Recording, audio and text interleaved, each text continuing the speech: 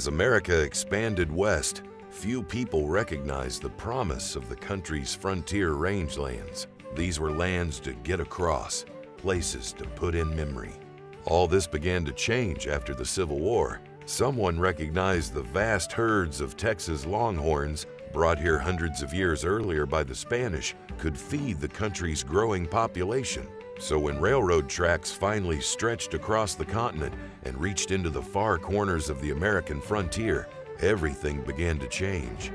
Texas drovers trailed cattle hundreds of miles to dusty towns like Dodge City and Abilene, Kansas. Trains brought in homesteaders from places like Scandinavia, Germany, and the British Isles.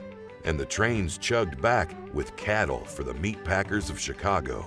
It was a profound change for the once empty landscape.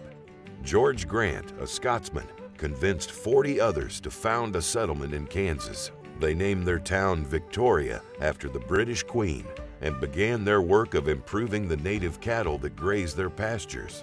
In 1873, Grant transported the first Angus cattle from Scotland to the United States. 4 Angus bulls. Considered freaks because of their hornless heads and black hides, the breed also sparked interest in cowboys who could see the merit and value of producing better beef.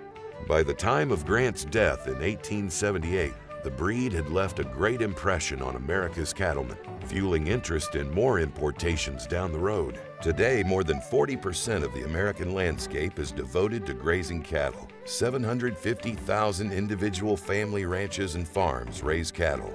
Nearly 2/3 of the U.S. cow herd is Angus, or Angus cross.